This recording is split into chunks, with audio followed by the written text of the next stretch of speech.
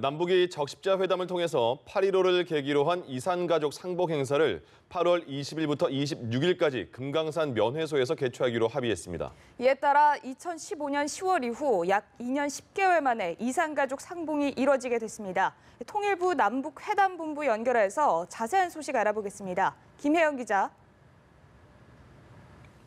네, 남과 북이 적십자회담 공동보도문을 통해서 8.15 계기 이산가족 상봉 행사 일정을 합의했습니다. 상봉 행사는 8월 20일부터 26일까지 금강산 면회소에서 진행되는데요.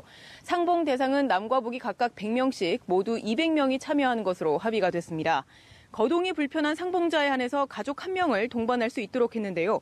또 생사 확인 의뢰서는 7월 3일까지 그리고 회보서는 7월 25일까지 최종 명단은 8월 4일에 교환하기로 했습니다.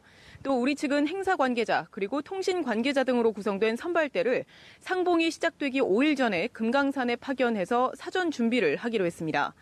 이산가족 상봉 행사 장소인 금강산 면회소의 경우 보수 작업을 하기로 합의했는데요. 이를 위해서 우리 측 시설 점검단이 다음 주 수요일인 27일부터 현지 점검을 위해서 금강산 면회소를 방문하기로 했습니다. 조금 전 우리 측 수석대표인 박경서 대한적십자사 회장도 점검차 금강산 면회소를 방문한 것으로 전해졌는데요. 아울러 남과 북은 구체적인 날짜를 확정하진 않았지만 추가 적십자 회담과 실무 접촉을 통해서 이산가족 상봉을 비롯한 인도적 문제들을 계속 협의하기로 했습니다. 이와 관련해서 남북 수석대표 모두 큰 의미를 부여했습니다. 박경서 회장은 앞으로 남북이 분단 73년간의 인도주의 문제를 계속 협의하기로 한 데 대해서 결의해줬다며 북측 대표단에 사의를 표했습니다. 북측 대표단장인 박용일 조평통 부위원장은 오늘의 소중한 합의가 판문점 선언 이행과 남북관계 개선에 적극 이바지하는 길이라고 강조했습니다. 네, 김혜영 기자 지금 전해준 것처럼 공동 보도문을 보면 탈북 여정어본 문제나 한국인 억류자 같은 인도적인 내용에 대한 그 워딩은 없는데 이게 논의가 됐는데 보도문에는 담기지 않은 겁니까? 어떻게 된 겁니까? 네, 박 회장의 설명에 따르면 그렇습니다. 말씀하신 것처럼 일단 박 회장의 설명을 들어보면요. 일단 자신이 그 이산가족 상봉 문제 외에도 다양한 인도주의 현안에 대해서 문제를 제기했다. 이렇게 설명을 했습니다. 특히 이산가족 문제의 근본적 해결을 위한 생사 확인과 고향 방문 그리고 성묘 문제 등에 대해서는 정례적으로 계속 협의하자고 북측 대표단을 향해서 말하기도 했습니다. 박 회장이 브리핑에서도 자신이 생사 확인부터 정례적인 상봉 그리고 성묘와 화상 상봉 등 구체적인 근본 해결 방안을 제안했다고 밝혔는데요.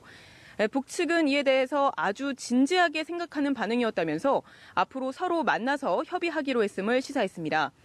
박 회장은 이처럼 이산가족 상봉 문제에 대해서는 근본적인 해법도 제기했다고 명확히 밝혔는데요.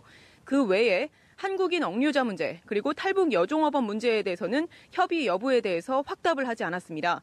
한국인 억류자 문제를 포함해서 다른 인도적 문제들을 논의했느냐라는 질문이 나왔는데요. 이에 대한 대답으로는 그런 문제들을 제기했는데 하나하나 언급하는 것이 긴 여정을 가는데 조심스럽다라고 하면서 답을 삼갔습니다. 억류자 문제를 제기했느냐는 추가 질문이 이어졌는데요. 이에 대해서도 전체의 흐름 속에서 도움이 될 수 있는 건 하고 하지 않을 건 하지 않았다라고 애매한 답변을 내놨습니다. 또 북측이 탈북 여종업원 문제를 제기했느냐는 질문에는 그 문제가 구체적으로 어떻게 됐다고 언급하는 건 전체 흐름에 별 도움이 되지 않기 때문에 답을 삼가겠다고 했습니다. 자세한 소식은 들어오는 대로 다시 전해드리겠습니다. 지금까지 남북회담본부에서 연합뉴스TV 김혜영입니다.